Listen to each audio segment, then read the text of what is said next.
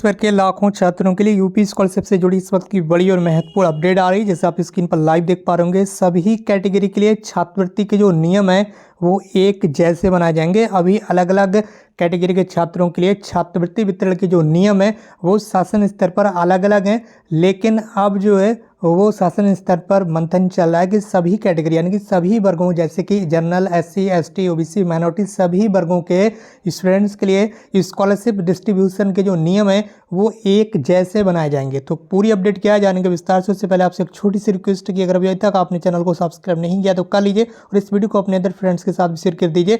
छात्रवृत्ति वितरण की नियमावली में अब संशोधन होगा और गवर्नमेंट के स्तर पर ये जो प्रस्ताव है ये तैयार किया जा रहा है। पूरी अपडेट जानेंगे विस्तार से, तो मेरे साथ वीडियो में अंत तक बन रहेगा। उत्तर प्रदेश में सभी कैटेगरी के छात्रों के लिए स्कॉलरशिप और फीस रिम्बर्समेंट के नियमों में एक रूपता लाई जाएगी। इसके लिए गवर्नमेंट के लेवल पर जो प्रस्ताव है वो तैयार किया जा रहा है और जल्द ही नियमावली में संशोधन कर दिया जाएगा। ये इस वक्त की सबसे बड़ी अपडेट है। अभी तक क्या होता है वो भी आप देख लीजिए। अभी तक जो होता है वो उत्तर प्रदेश में 2.5 लाख रुपए तक सालाना आय जो SC ST परिवार के अभ्यर्थी हैं यानी कि स्टूडेंट्स हैं, इसके अलावा 2 लाख तक सालाना आय वाले OBC कैटेगरी के अभ्यर्थी या फिर जनरल कैटेगरी के अभ्यर्थी यहाँ पर बताया गया है। तो यहाँ पर देख लीजिए 2 लाख रुपए तक सालाना आय वाले अन्य वर्गों के छात्रों के लिए इस योजना का लाभ देने का अभी प्रावधान है। ठीक है, इसमें छात्रवृत्ति के साथ साथ छात्रवृत्ति तो आपको दी ही जाती है और जो आप शुल्क जमा करते हैं, फीस जमा करते हैं कॉलेज में अपने कोर्स की, वो भी भरपाई आपको की जाती है। इस योजना के तहत SC ST और सामान्य वर्ग के छात्रों को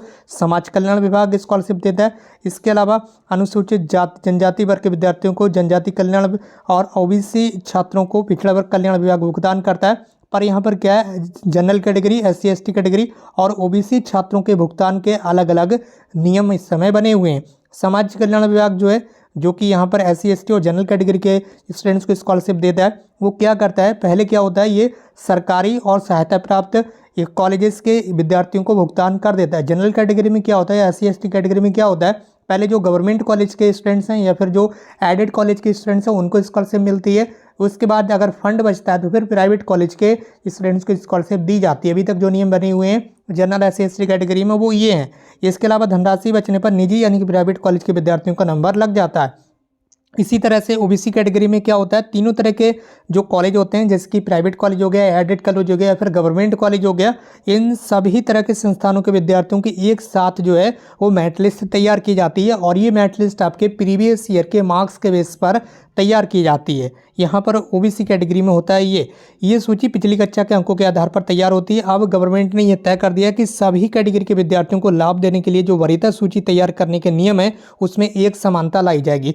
इसके लिए उच्च स्तर पर अभी मंथन चल रहा है। इसके बाद सभी वर्गों के छात्रों के लिए एक ही नियमावली जारी की जाएगी। सिर्फ सालाना आय के जो मानक है वो अलग अलग रहेंगे जैसे कि इस समय बने हुए हैं। इसके साथ यहाँ पर बताया गया कि सभी विभागों में एक साथ बायोमेट्रिक अटेंडेंस सिस्टम लागू करने पर भी विचार किया जा रहा है। पिछड़ा वर्ग कल्याण विभाग ने ग्रुप A जैसे कि BTech आदि के छात्रों के लिए इस साल से बायोमेट्रिक अटेंडेंस लागू कर दी थी, लेकिन सूत्रों का ये कहना है कि ये जो प्रयोग है ये फिलहाल ये सफल नहीं हो पाया है। किसी एक डिपार्टमेंट में इसे लागू करने से प्रयोग सफल नहीं होगा। इसके लिए जरूरी है कि सभी डिपार्टमेंट एक साथ बायोमेट्रिक अटेंडेंस की व्यवस्था लागू करें। इस पर भी अभी इस समय विचार चल रहा है। फिलहाल दोस्तों आपकी क्या राय है नीचे कमेंट बॉक्स में जरूर टाइप कीजिए और इस वीडियो को अपने फ्रेंड्स के साथ जरूर शेयर कर दीजिए। इसके साथ ही टेलीग्राम ग्रुप की लिंक इस वीडियो के कमेंट बॉक्स में देखिए, तो टेलीग्राम ग्रुप को जरूर ज्वाइन कर लीजिए जहाँ हर छोटी बड़ी लेटेस्ट अपडेट आपको समय पर मिलती रहती है। आज की इस वीडियो में बस इतना ही, मिलते हुए एक नई वीडियो में एक नई इन्फॉर्मेशन के साथ। Thank you so much for watching.